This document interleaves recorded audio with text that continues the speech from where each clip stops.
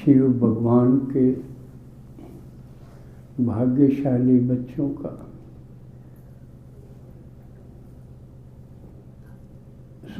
बाबा की बातें सुनने के लिए समय निकाला है तो शिव भोला भगवान है। वो सिर्फ आने से ही राजी होके आपके भंडारे भरपूर करता है, आपकी सब समस्याएं दूर कर देता है, हाय हाय से आपको वाह वाह कर देता है। बाबा ने बताया संगम युग चल रहा है, जिसका किसी को पता ही नहीं था कि भगवान कब आता है, भगवान कैसा है, कौन सा है, क्या आके करता है, क्योंकि ये ज्ञान लुप्त प्राय हो जाता है। तो जब शिव भगवान आता है इस पुरानी दुनिया में, इसको बदलने के लिए बच्चे जो दुखी हो जाते हैं उनको फिर सुखी बनाने के लिए आते हैं। तो उन्होंने ही ये सारा ज्ञान दिया है, किसी देहधारी मनुष्य का ज्ञान नहीं है और किसी के साथ मेल भी नहीं खाओगा, नया है। तो बाबा ने बताया कलयुग का अंतिम समय आ जाता है, बिल्कुल सब आत्माएं त्राही हाय हाय करना शुरू कर देते हैं। भक्ति में सब कुछ करके भी कुछ नहीं मिलता है। जब ये गाते हैं कि हमें उठा ले, तेरी दुनिया में दिल लगता नहीं, वापस बुला ले, हम सजदे में गिरे है मालिक, वापस बुला ले। जब ये हालत हो जाती है, किसी बात में, किसी चीज़ में कोई दम नहीं रहता, सब जड़जड़ीभूत हो जाता है, उस समय भगवान आता है। पुकारते तो हम जन्मों जन्मों से रहे हैं, लेकिन बिना पते ठिकाने कोई भी ढूंढ तो सकता ही नहीं। इसलिए कहा तेरी गत मत तू ही जाने। तो हम सौभाग्यशाली हैं कि हम उसकी बात मान के उसको पहचान पाए हैं और मेजॉरिटी उससे मिल पाए हैं। जो नहीं मिले हैं वो मिलने की लाइन में है, वो भी आते रहे तो निश्चय होगा तो वो भी मिलेंगे। तो संगम युग बाबा ने बताया छोटा सा युग है, 100 साल का बताया, और इसी में दुनिया बदली हो जाएगी। इसी में जो मिले हैं वो ही आगे फिर मिलेंगे। 5000 साल के बाद उसने बताया मैं फिर आऊँगा, पहले भी आया था, हर 5000 साल के बाद मैं आता हूँ और यो एक काम करूँ, लेकिन हूबहू करूँ। इसकी एक एक सेकंड, एक एक पार्ट हूबहू रिपीट होता है। तो सारी और बात भी वंडरफुल है, ये तो कसूतिये है। ये नहीं कह सकते भाई को तो मैं डील कर गया था, अगला गेड़ा कसर काट दूंगा ना, हूबहू रिपीट होगा। ईब जो मिले हैं वो आगे मिलेंगे। ईब जिसने जितना करा है पुरुषार्थ जिस पद के लिए, उतना ही करेगा। इसलिए हमारा हाथ में सिर्फ ईब है, इसमें हम कसर ना राख जाना तो कलप कलप या कसर नहीं जाएगी। जो भी है बस यही एक पल है। सुना ना गीत, आगे भी जाने ना तू, पीछे भी जाने ना, जो भी है बस यही एक पल है। तो इसमें अभी, आज और अभी का ज्ञान है। देखेंगे, सोचेंगे, करेंगे, ये गे को नहीं। तो आज संगम युग एक एक दिन को मिला के युग बना। जो कर एक एक घंटा, एक एक मिनट, सेकंड मिला के एक दिन बनता है। इसी प्रकार एक एक दिन मिल के एक युग बनता है, साल बनता है, फिर साल मिल के युग बनता है। तो संगम युग तो एक एक पल इसका वैल्यूएबल है, बड़ा कीमती। जो कर खांड की रोटी होती तोड़े तो वह सारी मीठी। तो संगम युग सारा ही बढ़िया है। तो आज संगम युग के आज के दिन हम क्या क्या बात करेंगे। एक तो पहला पाठ ज़्यादातर का कच्चा है। पहला पाठ कौन सा है? आत्मा का। कि शरीर और आत्मा अलग अलग हैं। शरीर विनाशी है, ज़रूर खत्म होगा। कितनी कोशिश कर लो, कितना नुआ लो, चौपड़ लो, खुआ लो, किम्मे कर लो, यूँ तो घटते घटते खत्म होगा। और इस खातिर जो करा जाएगा वो भी खत्म होगा। शरीर खातिर जो भी कराएंगे, कमाई कराएंगे, भोजन का प्रबंध, मकान का, कपड़े का, जो भी कराएंगे वो भी सारा छूट जाएगा। और दूसरे आत्मा, आत्मा और शरीर दोनों मिलके है ना आदमी। दूसरी आत्मा है, वह अविनाशी है। उसको कोई मार सकता, न काट सकता, न कुछ नहीं करता। अब बाबा ने बताया कि दोनों मत सोचो थम कौन से हो, शरीर हो का आत्मा हो। आत्मा है ना।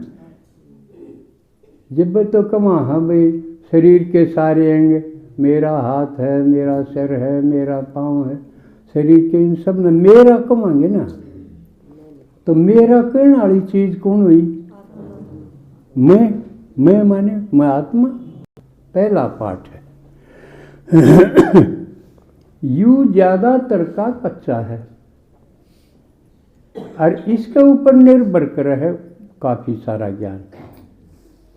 क्योंकि हमने यह तो समझ मांगी अगर भाई शरीर ते भिन्न और शरीर का मैं आत्मा हूँ। समझ मांगी ना कि मैं आत्मा हूँ लेकिन शरीर के अंदर ही हूँ।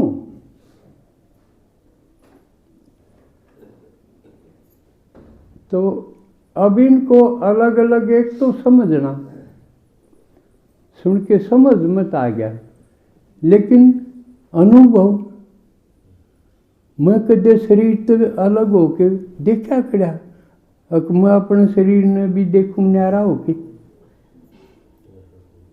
यू अनुभव होना बाकी है। अरे यू यहाँ बिना बातें बात रहेगी, बातें हैं, बातों का क्या।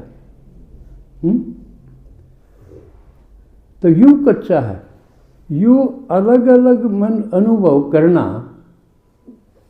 जिसने न्यू कोई है जड़ चेतन की गांठ खोलना। जड़ शरीर है, आत्मा चेतन है। चेतन का मतलब जो सोच है, विचार है, दुख हो, सुख हो, फीलिंग हो, वो चेतन। तो ये सारी आत्मा के होंगी। आत्मा शरीर से लिकड़ जा, फिर शरीर को नहीं कर सके ये, ना इसने दुख हो ना सुख हो। गाड़ दो चाहे जला दो चाहे इसका चबो दो कि में, चाहे गाड़ी दे लो, प्रशंसा कर लो, इसका कोई फर्क नहीं पड़ा। इसलिए जड़ है। जिसका कि में असर नहीं हो वो जड़ समझो, और आत्मा का असर होगा। प्रशंसा कर दो फूल भी जाओ, बड़ी निंदा कर दो मुंह भी लटक जा। यानी दुख सुख फील होया, फायदा हो जा घर में, उछलदान टोटा पड़ जा थोड़ा मुंह लटका दे, तो होया न हानि का, लाभ का, दुख का, सुख का, अपना पराया, ये सारी चीज चेतन आत्मा को है। तो पहला पाठ पक्का जब होगा जब हम आत्मा शरीर से पृथक महसूस करें, अनुभव करें। तो इसके लिए बहुत से आपने उदाहरण सुने भी होंगे। कोई कोई एक्सीडेंटली हॉस्पिटल में या कोई मरीज है उसने देखा और डॉक्टर लाग भी रहे हैं और अचानक में अटैक हो गया, कुछ हो गया, मैं शरीर से अलग हो गया और मैं अपने शरीर ने दूर से देखूँ हूँ, पड़ा है, डॉक्टर लाग रहे हैं उसके, घर के रोए हैं और मैं दूर से देखूँ। इसे उदाहरण भी मिले और मैं कोशिश करूँ हूँ न भाई रो ना, मैं यूँ रहा पर मन देख दे नहीं, मेरे कान देख दे नहीं, उस शरीर ने देखे हैं। इसी बहुत सी घटनाएं हो जाएं, क्योंकि मैं बोलूं बिना मुंह के बोल सकता नहीं, अपनी जान में बोलूं पर सुने तो कोई ना दिखूं। तो आत्मा अपने सूक्ष्म शरीर के साथ अलग हो जाए, यू एक स्थूल देह है ये अलग हो जाए,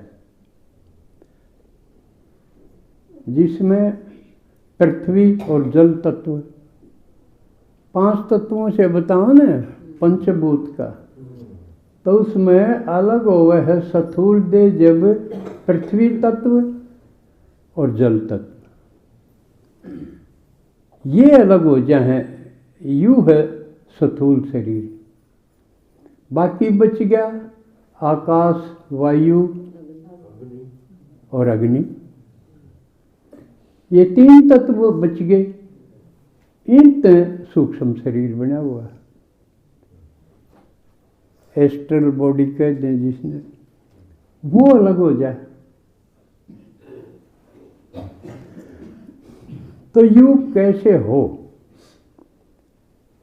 तो ये इसका तरीका महात्माओं ने भी खोजा है, क्योंकि आत्मा तक तो वो पहुंचे हैं, आत्मा के रियलाइजेशन तक महात्मा भी पहुंचे हैं, अपने आप को जानने तक, परमात्मा तक नहीं पहुंच पाए। क्यों? आत्मा तो हम खुद, हाँ, तो खुद तक तो पहुंच पाए हैं।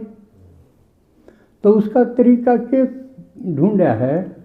ये प्राणायाम, जो पीछे में 2-3 बार बताया है ना कि अपने सांस को देखो, तो देखो हो कौन कौन इस अभ्यास के लग रहे हैं। अच्छा, कुछ हैं, आधे भी कोई नहीं, कोई नए आए होंगे ने। तो एक बार तो बताया था कि सांस को ही देखना है, अंदर जा रहा है बाहर जा रहा है, कोई मुश्किल कोई नहीं।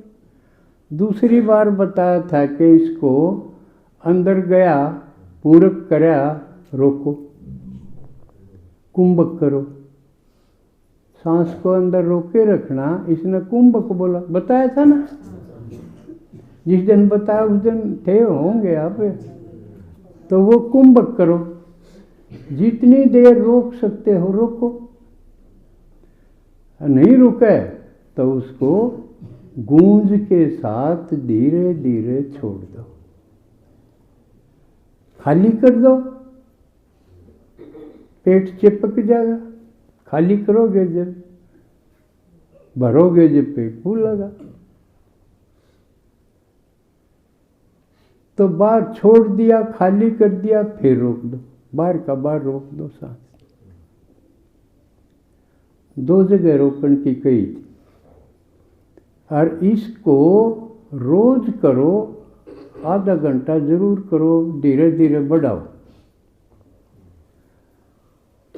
महीने 2 महीने में ही अगर निरंतर करते रहे, रात को करो, दिन को फुर्सत ना लागे, लाग जाए तो ठीक है, बैठ के करो, कोशिश करो। लेकिन बताया था कि सिधाई होनी चाहिए रीढ़ की हड्डी की, सारा नहीं लेना क्या का। जिस तरह मैं बैठा हूँ सीधे बैठो, सिर से लेके पीछे तक पूरी रीढ़ की हड्डी सीधी होनी चाहिए। अगर बैठ नहीं सकते, बुढ़ापा है और कोई दिक्कत है तो लेट जाओ, लेट के भी कर सकते हो, लेकिन तकिया मत लगाना, खाट ढीली मत लेना, कि थोड़े तो नीचे न झुक जाना, सीधी रहनी चाहिए, कमर सीधी हो और सर भी। फिर सांस की क्रिया करो, थोड़े दिन में कमाल की बात हो जाएगी। आपका कुंभ खत्म को नहीं हो, सांस जैसे थम गया, आना न जाना, और आप देखोगे, आप देख रहोगे अपना शरीर अलग है और मैं इसको देख रहा हूँ। जो सांस को देखेंगे तो देखनिया और सांस और मांस अलग होंगे ना, देखेंगे तो मन पे देखेंगे। आँखें थोड़ी, आँख तो बेशक बंद हो चाहे खुली हो, किससे देखेंगे? मन से। अब भी अगर आप सांस देखो, आँख से थोड़ी देखोगे, मन से देखोगे। इसका मतलब मन और शरीर अलग अलग हो गए कि नहीं? बिना 20 दिन में आपने बिल्कुल अलग दिखने लग जाएंगे और आपने यूँ लगेगा कि मैं आकाश में स्थित हो गया। क्योंकि शरीर से अगर अलग हो गए तो समझो दुनिया से अलग हो गए। या दुनिया सारी शरीर के कारण है, इसलिए बाबा कहा है देव और देह की दुनिया। इसको भूलो तो संगम युग का मतलब है एक तरफ पुरानी दुनिया है, देव और दुनिया पुरानी, और आगे नई दुनिया है, देवताओं की दुनिया, स्वर्ग है, हम बीच में हैं। एक को भूलना है, एक में जाना है। यह है ना संगम का मतलब। पुरानी को भूलना है और नई की तरफ बढ़ना है। तो उसका तरीका ये होगा प्राणायाम से, जब देखते देखते जैसे आप पुरानी दुनिया से ऊपर आकाश में स्थित हो गए, लाइट के शरीर से, मन के शरीर से मनोमय कोश में चले गए आप। सूक्ष्म शरीर है वो, स्थूल शरीर खत्म होगा, सूक्ष्म शरीर रहेगा। सूक्ष्म शरीर जो है ना दूसरा शरीर धारण कर लेगा। आड़ गीता का मिला है, अगर जैसे पुराना वस्त्र हम उतार दें, पुराना हो गया और नए वस्त्र धारण कर लें, ऐसा ही है। पुराना शरीर अलग हो जाएगा, सूक्ष्म शरीर आपका रहेगा।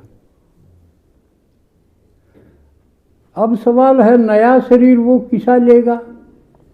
सूक्ष्म शरीर जैसा होगा उसा अगला शरीर मिल जाएगा उसमें। अगर सूक्ष्म शरीर ईसा का ईसा है तो ईसा ही मिलेगा, और इसको हम सुधार लें, इसको हम भरपूर कर लें तो हमने बहुत बढ़िया मिलेगा। ये हमारा आत्मा है। तो सूक्ष्म शरीर में क्या चीज़ हो है? सूक्ष्म शरीर में हमारी आदत, हमारे भाव, हमारे विचार, हमारी संवेदनाएं, हमारे इमोशंस, ये अब इन चीज़ों को बढ़ा लो। ये हमारा आत्मा है। अच्छे विचार सुनो, बासी पुराने सड़े गले विचार है उन्हें छोड़ दो, तो नए विचार, बढ़िया विचार कितना होंगे शिव बाबा लेके आया। सारे विचार नए हैं ना, सारे बढ़िया हैं, वो धारण कर लो। और जितने गुण और शक्तियां बाबा बतावा है वो धारण कर लो, आपका सूक्ष्म शरीर पावरफुल हो जाएगा।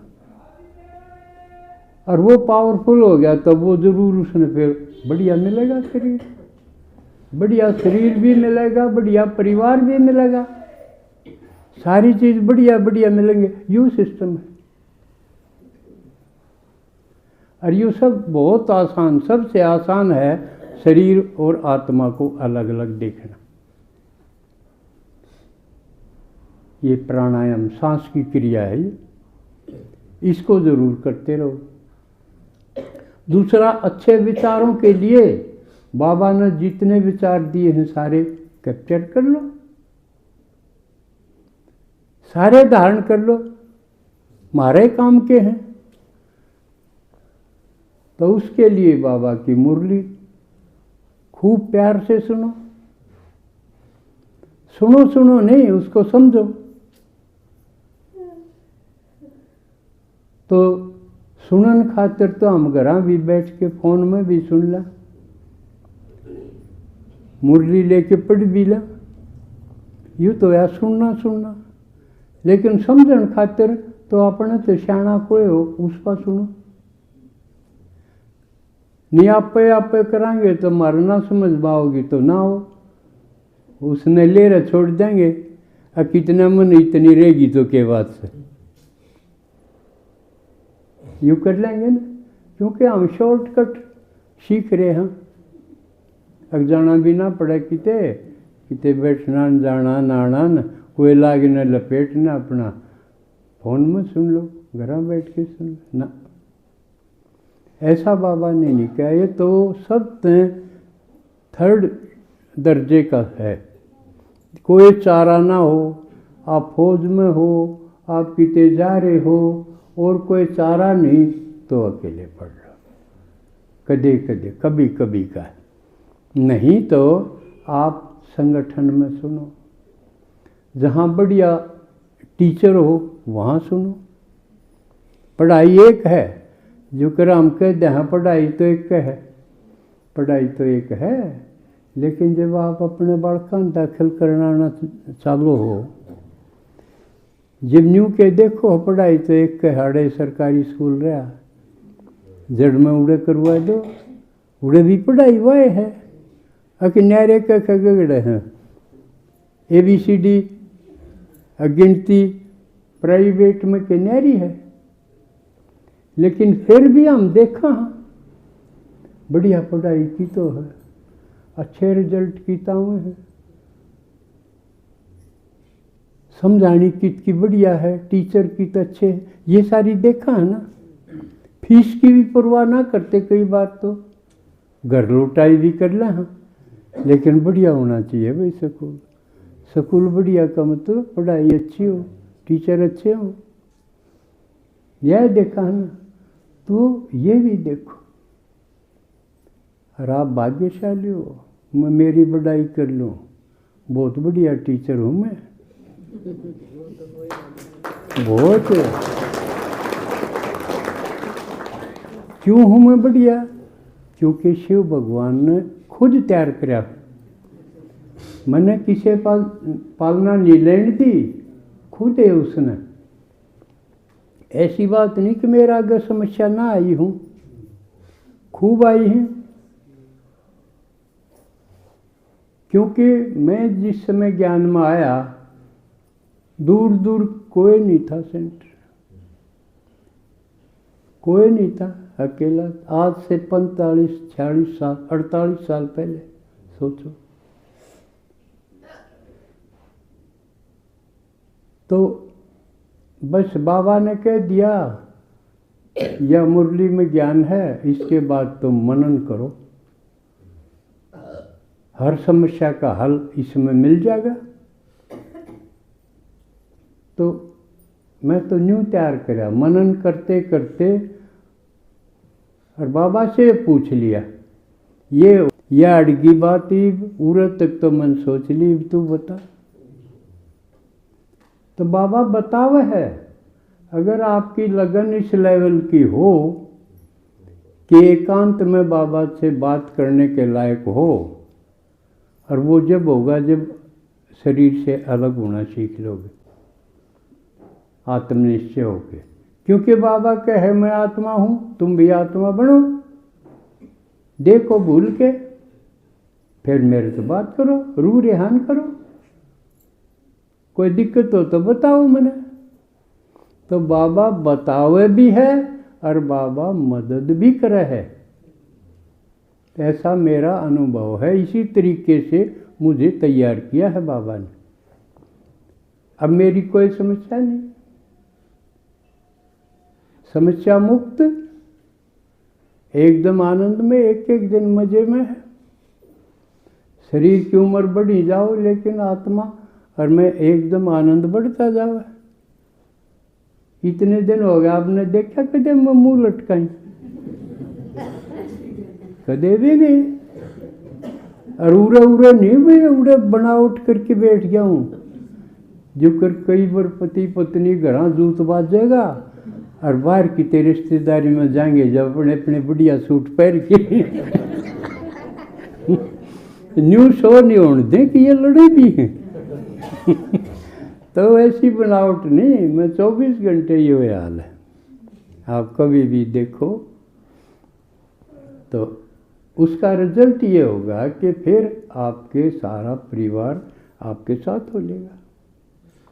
पहले आपने पहल करनी पड़ेगी खुद आनंदित रहने की। बाबा कहे खुशी जैसी खुराक नहीं कि मैं खो जाऊं लेकिन खुशी नहीं जानी चाहिए। ये अवस्था आपने अपनी तैयार करनी पड़ेगी। उसके लिए क्या करना पड़ेगा? अंतर्मुखी सदा सुखी। सुनिए ना, ईबता ही हम के करा, हाँ फलाना दिकड़ा मुकड़ा वो के कर वो उनकी चीर फाड़ में लागे रहा, हाँ उनके गुण दोष में देखण में सोचण में वर्णन करण में उसकी जरूरत। ये बहिर्मुखता क्या करना, हम उनका अपना रोल करी जाएंगे। हमने अंतर्मुख अपने में रहना। और ये सांस की क्रिया में अपने आप अपने में आ जाओगे, क्यों सांस तो अपने अंदर चल है। फलाने दकड़े का सांस थोड़ी गिनने हमने इसलिए यो तरीका गजब का है। जब भी पुरुष तो अपने सांस ने देख सांस गिनने लग जाओ अंतर्मुख आपे होगे, सारा काम हो जाएगा।